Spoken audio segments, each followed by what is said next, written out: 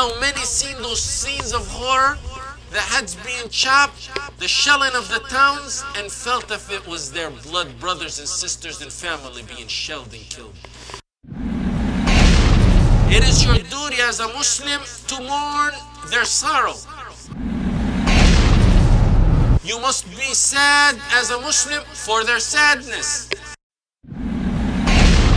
Their honor is your honor. Their blood is your blood. Their soul is your soul.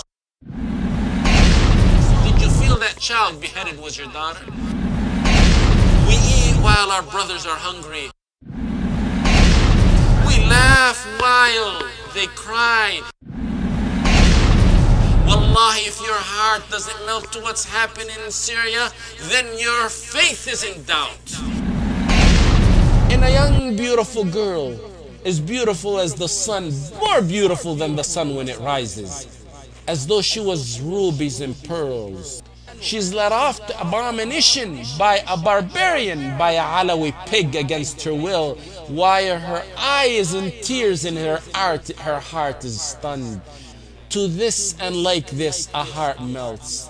A heart melts and a heart weeps with sorrow, if there's any Islam or belief in that heart.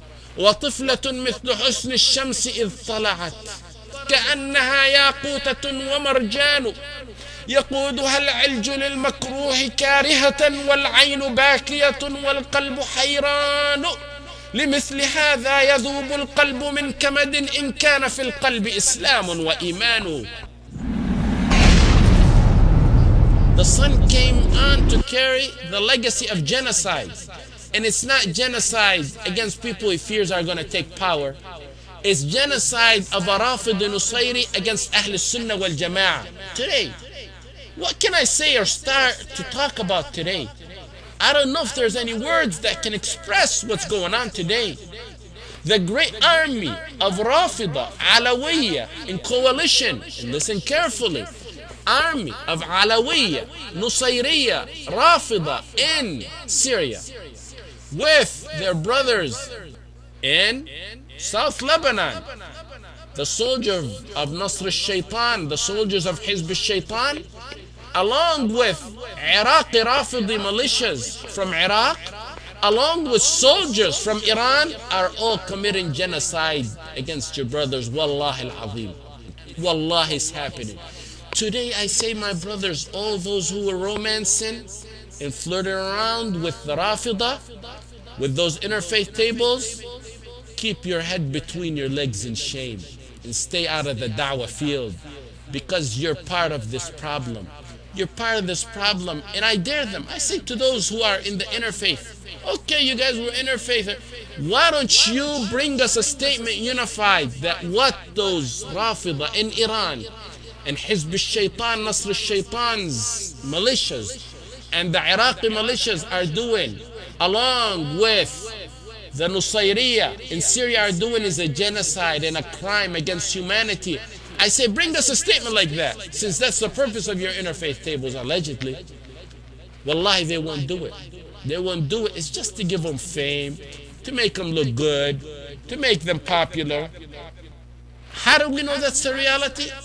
Let me tell you how we know that's a reality. Because when your brothers in Syria speaks, everyone today needs to shut their mouth and listen. Because they've proven themselves to be real men. And I say, when they bring you proof, captured Iraqis with accents of Iraqi, along with their passports, what are they doing over there with weapons in Syria? When they got captured Iranis with Irani passports with weapons, what are you doing in Syria? When they got Lebanese people with turbans, like those turbans of Al-Rafidah in South Lebanon, with Lebanese passports, what are you doing in Syria? The mendacity with these was that the Nusayriya, the Rafidah, was in alliance with Iran and South Lebanon's Rafidah Hizb al-Shaytan, because they're a front to face off and fend off any attack by Israel. And it proved to be a joke. Always, it always happens. The snow melts and you see what's under it. The reality is coming out. Open your minds, Muslims. If your skills in Aqidah and you weren't listening through the Aqidah perspective, if you weren't looking through the Aqidah perspective, now the political perspective showed you the reality of the matter. In Camp David, one of the first things that they had to agree to was remove all military installations on the Sinai border. They're going to ask Egypt to remove every military installation out of the Sinai border, but they're going to let on South Lebanon's border 550 underground bunkers by Hizb al-Shaytan, 300 surveillance sites by Hizb al-Shaytan, and 100 other military facilities by Hizb al-Shaytan, and they're going to say, oh, we're going to let these guys here. Brothers, the reality is showing. Just like when you look in the newspaper 2 days ago, in Post, what was the headline in the article? Israel, long critical of Assad, may prefer he stay after all. Whoa! Shocking? Wallah, it's not shocking. It's only shocking for those who lack Aqidah. Because it was all a fake, it was all a front, and that's all it was. Why so suddenly they want him? And look at what the generals were saying in that same article. Assad, like his father before him, has ensured that the Israeli-Syrian border has remained Israel's quietest front for decades. If someone wants to speak out and say, what about the 1967 war? Read the history of that war. You're going to find that that war was a front and cover-up. Syria never engaged in a war with Israel. It was a front. Rif'at al-Assad, the brother of Hafid al-Assad in 1967, sold by present-day documents. You can see and witnesses who will tell you about that today, that's been exposed. Sold the Golan Heights to Israel, but they wanted it look good to the Arabic and Muslim world that we fought for it. Look how Allah exposed them in that year before even today. In 1967, the Syrians announced to the world that the Golan Heights has been taken over by Israel before it was really taken. Before it was really taken. In fact, the message was sent by those steadfast of the Syrians who were trying to protect the Golden Heights. They were still on there. By the Syrian government, the Nusayri Rafidah government telling them, get out of there before you get massacred. There was no war. It was all a front. It was sold. Read the history and read those who were there. In Nuniyat al-Qahtani, he said, إِنَّ الرَّوَافِضَ شَرُّ مَنْ وَطِئَ الْحَصَى مِنْ كُلِّ إِنسٍ نَاطِقٍ أَوْ جَانٍ. The Rawafid are the worst human or jinn to walk the gravel of this earth. Their allies from Hizb al-Shaytan, from Iraq, the Rawafid from Iraq, the Rawafid from Nasr al-Shaytan's troops, those who call themselves Hizbullah, in reality they're Hizb al-Shaytan. Wallahi, they came like mad dogs to Syria, thirsty for the blood of Ahl Sunnah wal Jama'ah. Let me tell you something. The Syrian people were like the masses of the ignorant people of Ahl Sunnah today, until recently. The Syrian people were never, by totality, the general trend of them, anti-Rafidah. Never. Either by Aqidah or politics. They were living side by side. These are brothers with minor differences, and so on. But after they seen, and we seen the captured members of Hizb al-Shaytan coming to kill them, after they seen the Irani soldiers coming to kill them, after the Iraqi soldiers traveled from Iraq to kill them with their IDs and passports, the matter changed. So now the Syrians seen the reality, let the world see the reality of the Rawafid. Do you know, my brothers and sisters, the main reason that Baba Amr was crushed so hard several months ago? Why? One of the reasons, and the main reason, is because it was rumored that four Irani soldiers were captured in Baba Amr. So the word came down from the Irani government to their little stooge, Bashar, crush the city, either out of revenge or out of embarrassment that soon these four soldiers are going to be on videotapes with their passports engaging in war against Ahl Sunnah wal Jama'ah. When it was over and done with, the massacre of Baba Amr, if you've seen the spray walls, just look at the walls and what was sprayed in Persian language.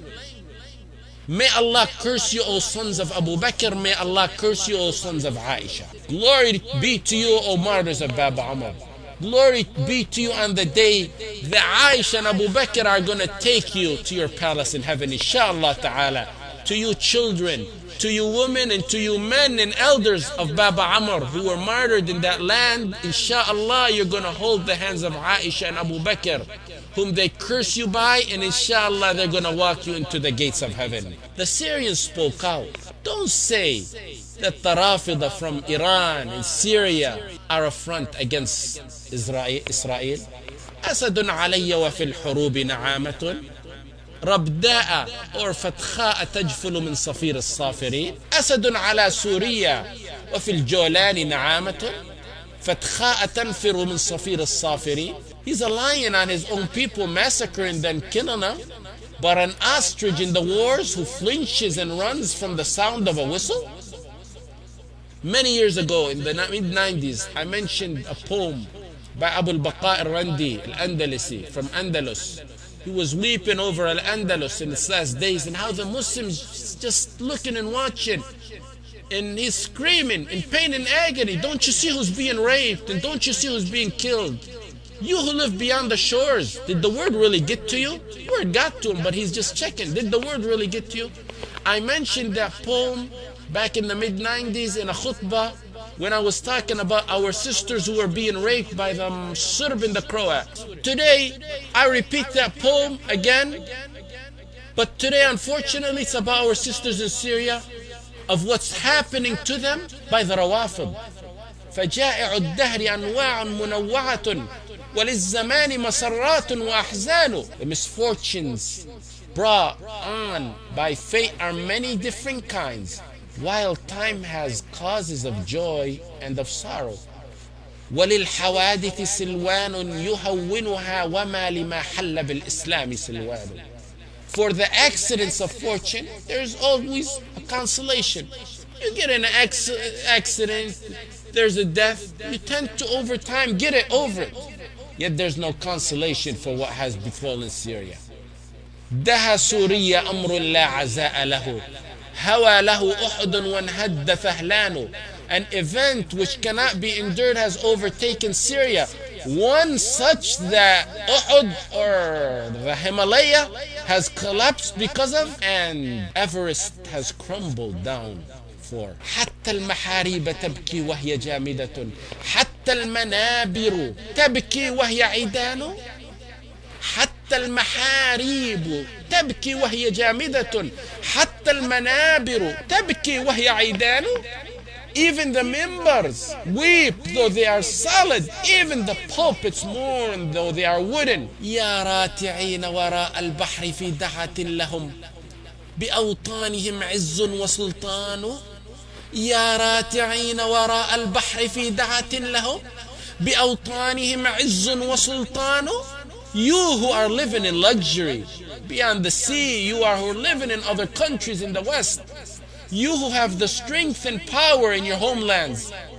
أعندكم نبأ من أهل سوريا فقد سرى بحديث القوم ركبان.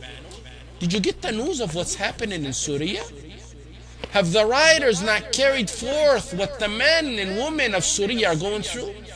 Has the internet not carried through the genocide of what the Rafidah are doing to your brothers in Syria? Has the newspapers not carried, has the satellite not carried the news and informed you? كم يستغيث بنا المستضعفون كم يستغيث بنا المستضعفون وهم قتلى وأسرى فما يهتز إنسان. How often have the weak who were being killed and captured while no man stirred asked our help. ما هذا التقاطع في الإسلام بينكم وأنتم يا عباد الله إخوان. Why are you severing the bonds of Islam amongst each other when we are brothers in La ilaha illallah? ألا نفوس أبيات لها همم أما على الخير أنصار وأعوان فلو تراهم حيارى لا دليل لهم عليهم من ثياب الذل ألوان. Are there not heroic souls with lofty ambitions? Are there no helpers and defenders of the righteous? فلو تراهم حيارى لا دليل لهم عليهم من ثياب الذل ألوانه. Were you to see them perplexed with no guide to them, wearing cloth of shame in its different shades. ولو رأيت بكاءهم عند بيعهم ولو رأيت بكاءهم عند جمعهم لهالك الأمر واستحوتك أحزان. Were you to see them weeping when they were gathered, when they were shunned, when they were being killed, when they were being slaughtered, the matter would strike fear into your heart and sorrow would seize you. يا رب أم وطفل حيل بينهما كما تفرق أرواح وأبدان. A mother and child have been parted, just like souls and bodies are parted. You know, when you take a mother from her son, it's just like taking the soul out of the mother. Same thing. وطفلة مثل حسن الشمس إذ برزت وطفلة مثل حسن الشمس إذ طلعت وطفلة مثل حسن الشمس إذ برزت كأنها ياقوتة ومرجان يقودها العلج للمكروه كارهة والعين باكية والقلب حيران. لمثل هذا يذوب القلب من كمد إن كان في القلب إسلام وإيمان. In a woman, in a young teenage woman, in a young beautiful girl, as beautiful as the sun, more beautiful than the sun when it rises, as though she was rubies and pearls. يقودها العلج للمكروه كارهة والعين باكية والقلب حزنان. She's led off to abomination by a barbarian, by a Alawi pig against her will, while her eye is in tears and her heart is stunned. لمثل هذا يبكي القلب لمثل هذا يذوب القلب من كبد إن كان في القلب إسلام وإيمان. To this and like this a heart melts. A heart melts and a heart weeps with sorrow if there's any Islam or belief in that heart. They raped. The Alawi Rafidah raped. They started with the men before the women. Yes, they did. How do you know? Because your Syrian brothers said so. When your Syrian brothers speak today, listen to them, accept and believe. And if everyone wants to deny, let them shut their mouth. Why did they start with their men? Because they wanted to demoralize them. They wanted to destroy their faith, their ambition, and their hope. Let the Syrians tell you the tales of the men raped. The 60-year-old man who was raped before his entire family because he was accused of opposing the Nusayriya Alawi Ba'thi pigs. And if you want to talk about the woman being raped, then that's just more horrific. Do you know, my brothers and sisters, your sisters are being raped by the Rafidah? Let me rephrase it. Gang raped by Rafidi pigs in Syria. They purposely aim for the munaqqabat and ask the people of Syria.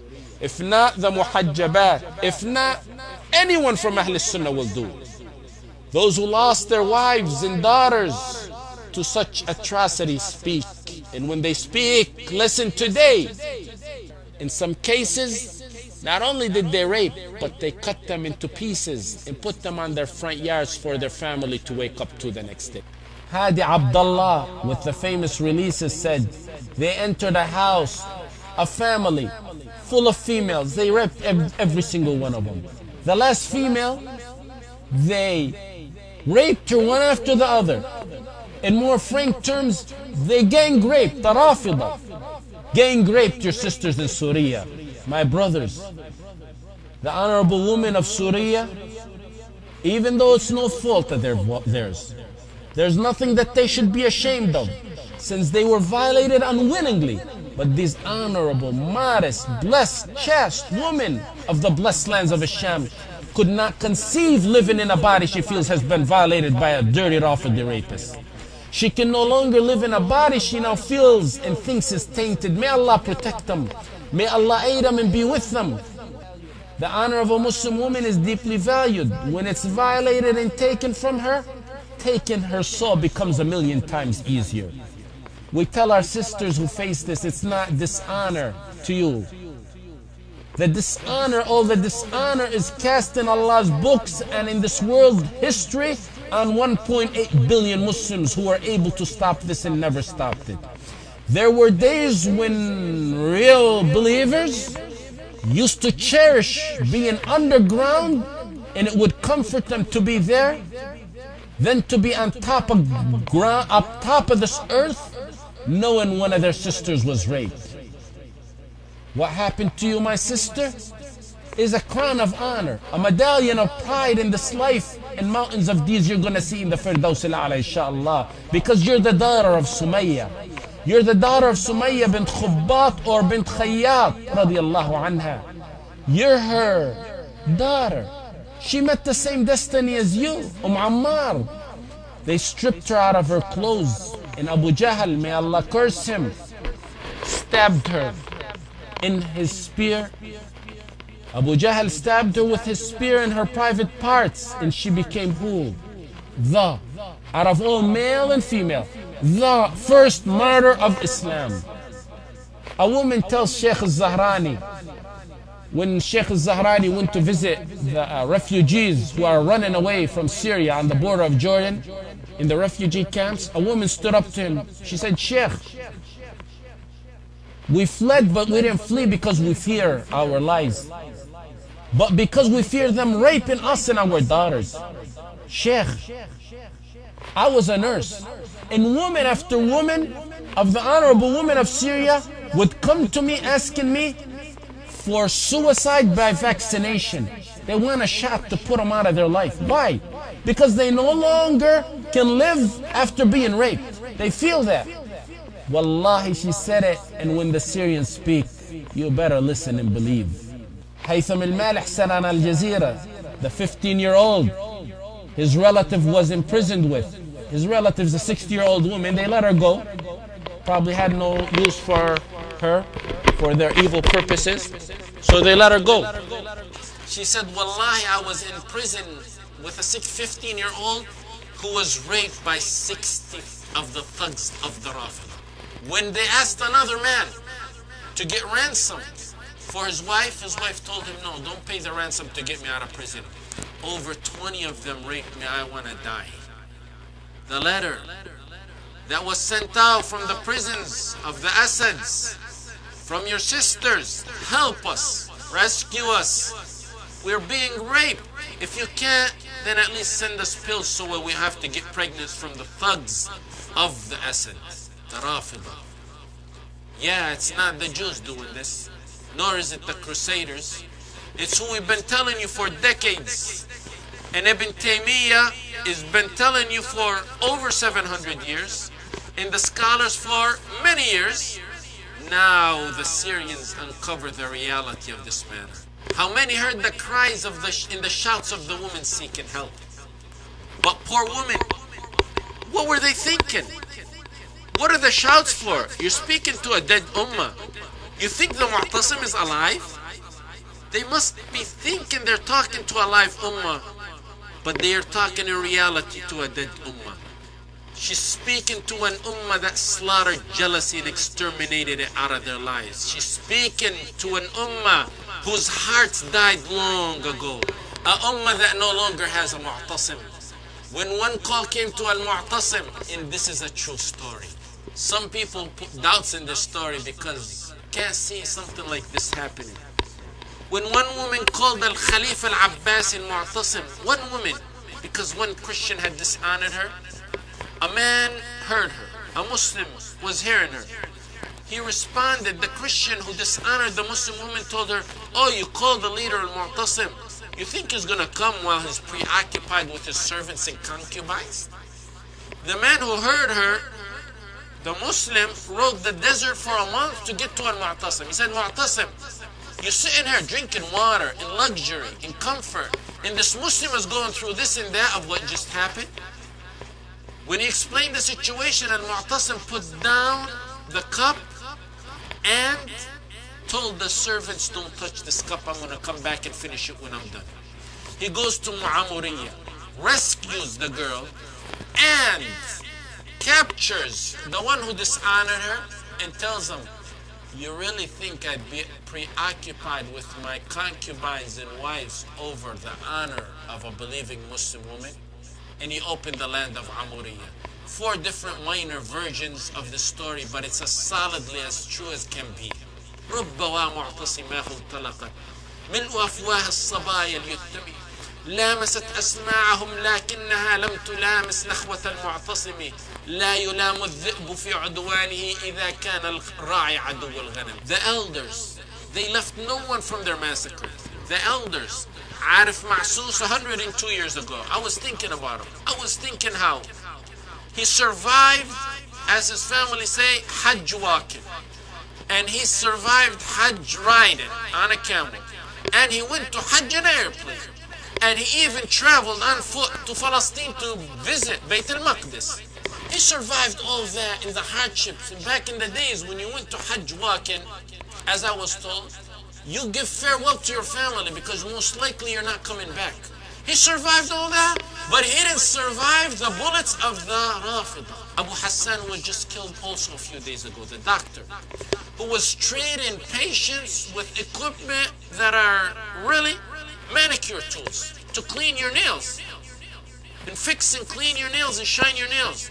He was using them to perform surgeries and pleading for medical equipment. The next day they find him dead. Marwa Adil, that beautiful young girl, as beautiful as the sun when it rises. They cut her head and mutilated her body. وَإِذَا الْمَوْءُودَةُ سُئِلَتْ بِأَيِّ ذَنْبٍ قُتِلَتْ. And then you got the news of the Rafidah saying all that what you see and what you hear is just ketchup. They're faking it. Ahl Sunnah are faking it with ketchup, and those caskets are really full of tomatoes. Allahu Akbar. And if you talk about their prisoners, that's another horror story. Hanging by the hands, lashings of the back, plucking of the hands and the fingernails, directly electrocuting them, filling the floors with water, and then putting electricity in that water, leaving them to nearly die from thirst, and then when they shout for water, they urinate in their mouth.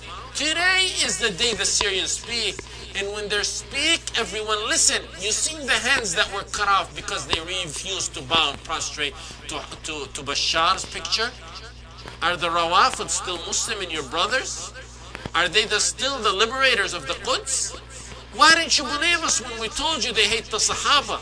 If someone hates the Sahaba, those who carried and protected this religion and carried it and conveyed it unto those who gave the Prophet all that they had and more, those who were the best men to walk on the face of the earth after the Prophets, they hate those, they hate your mother, Aisha, but you think they're gonna like you.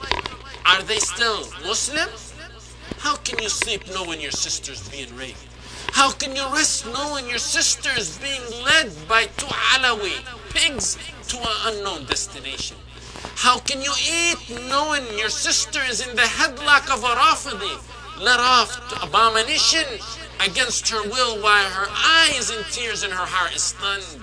وَإِنِ اسْتَنْصَرُوكُمْ فِي الدِّينِ فَعَلَيْكُمُ النَّصْرُ. And if they seek your help through your religion, then you must help. If a Muslim doesn't speak in aid of his brothers and sisters in the midst of their hardship, what is he good for? Did you not see the thugs of Al-Assad torturing young men, mockingly saying to each other, Wallah, we heard it, Wallah, we seen it, Wallah, they speak the truth when the Syrians speak. They're torturing 7 or 8 of the Syrian blessed Muslims. And then one of the Rafidi pigs is telling the other one, I want to rape this one. He said, no, when we're done, we'll go to his sister. You heard that. You seen it. And when, even if you didn't hear it and see it, when Ahl Sunnah speak, listen and believe. How many of you listening can genuinely say to themselves, I truly cried when I was alone, when I seen the blood of my sister, and I felt as though it was like my sister who my mother gave birth to.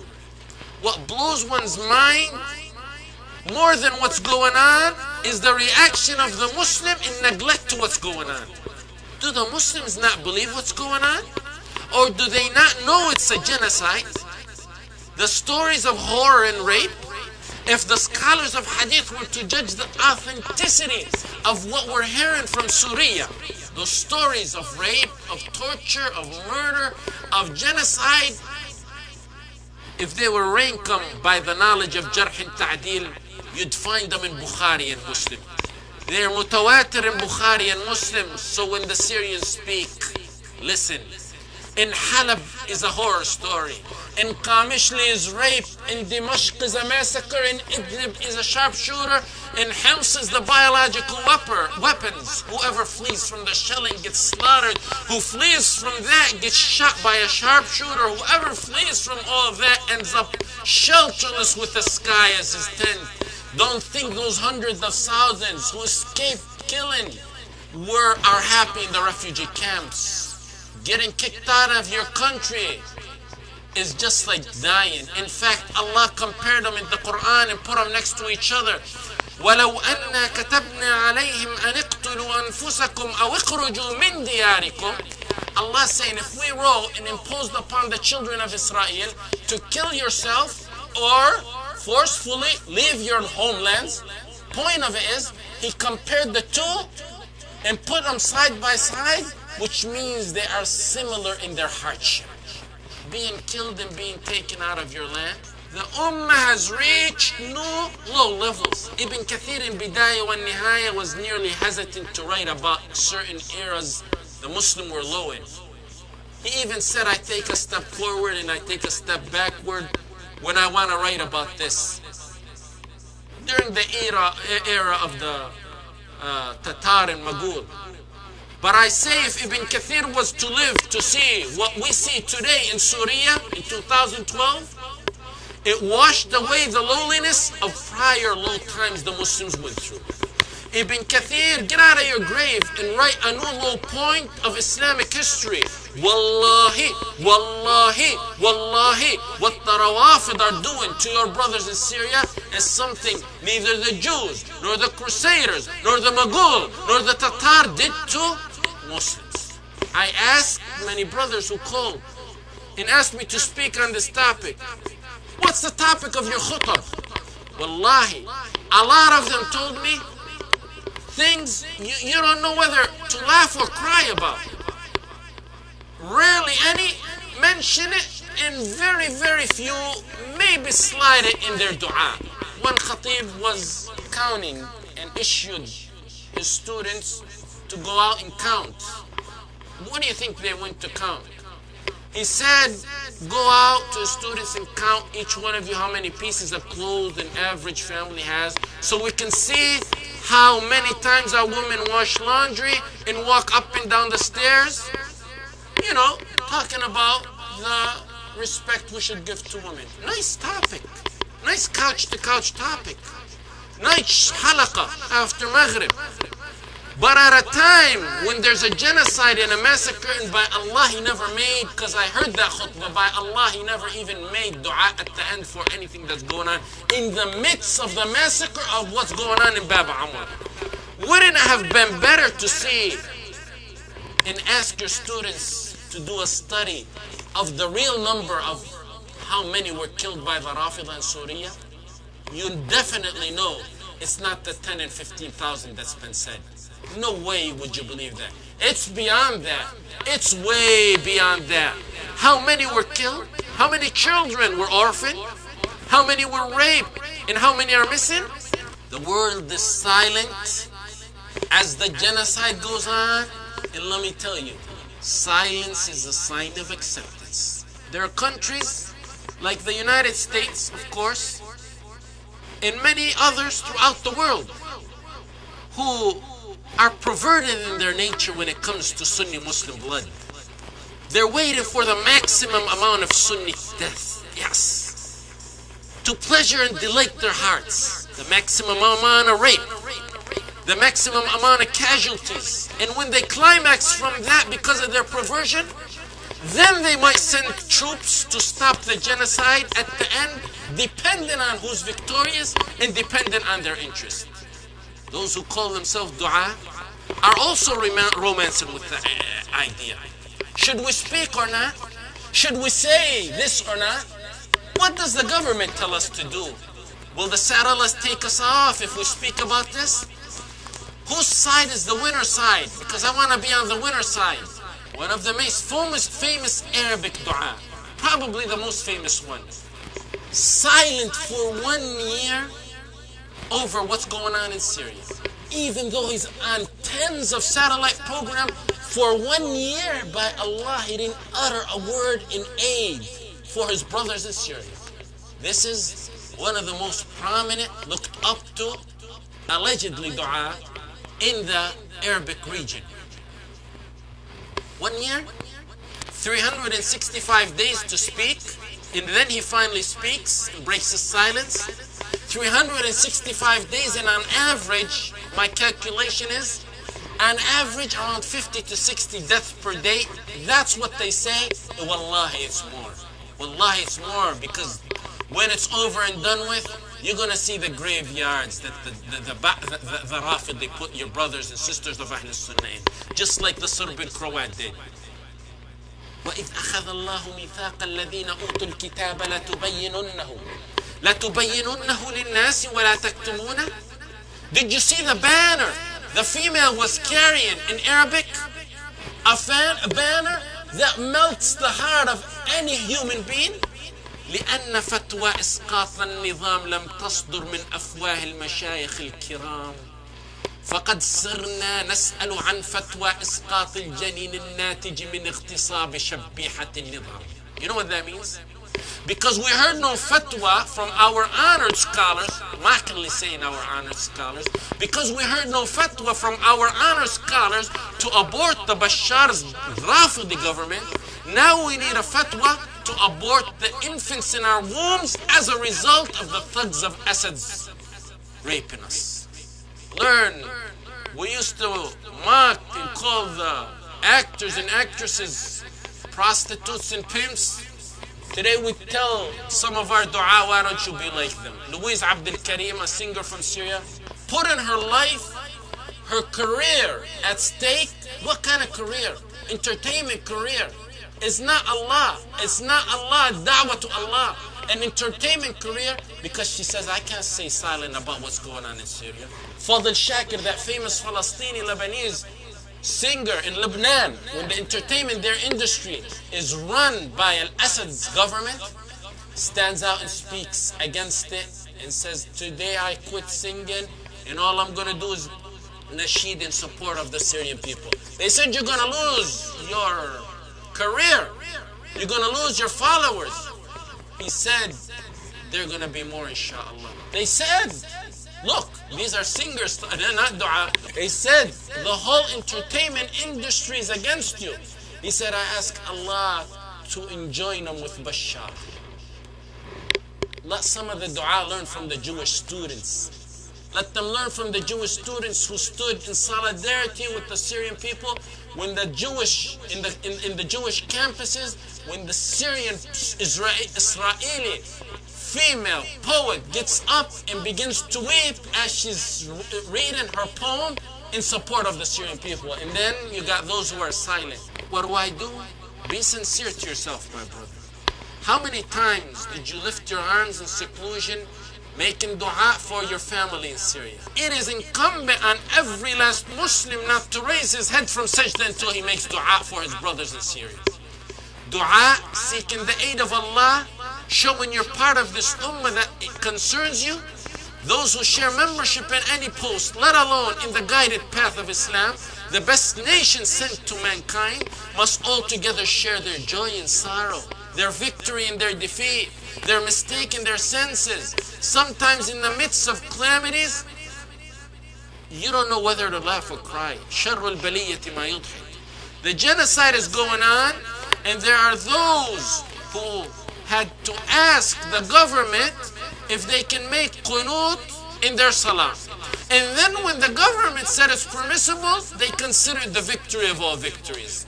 يا معشر الدعاة يا ملح البلد من يصلح الملح إذا الملح فسد. The dua are like the salt of the food. When the salt goes spoil, the whole food goes spoil. Be truthful. Be truthful with yourself and ask how many seen those scenes of horror the heads being chopped, the shelling of the towns, and felt if it was their blood brothers and sisters and family being shelled and killed. It is your duty as a Muslim to mourn their sorrow. You must be sad as a Muslim for their sadness. You must feel agony. Their horror is your horror. Their honor is your honor. Their blood is your blood. Their soul is your soul. Did you feel that child beheaded was your daughter? That sister is your sister. That mother is your mother. That old man is your father. Or has this materialistic life preoccupied us? We eat while our brothers are hungry. We live in peace while our sisters are being massacred. We laugh while they cry. We sleep at peace while they have no shelters. If their mosques are being bombed and their towns are leveled and you don't get mad, when do you get mad? Wallahi, if your heart doesn't melt to what's happening in Syria, then your faith is in doubt. If their women, our honor, are being raped and you don't get mad, then your faith is at stake. If it's not for our deen, you get mad. When do you get mad? When there's not enough sugar in your coffee, when there's not enough salt in your food. I seen a deaf, blind, mute brother from Saudi named Yasser al-Anzi, hurt, making dua for his brothers in Syria. His brother communicates to him what's happening in Syria through touching on his fingers. In the masses of our brothers, Muslim brothers, with eyesight, hearing, and speaking, go about as if it's not their concern. إنها لا تعمى الأبصار ولكن تعمى القلوب التي في الصدور. It's not blindness of the physical blind eye. It's the blindness, the deafness, the muteness of the heart that's really going on in this ummah. He may be blind and mute and deaf physically, but his heart can see, speak, and listen. While the ummah cannot do none of that. I think we'll conclude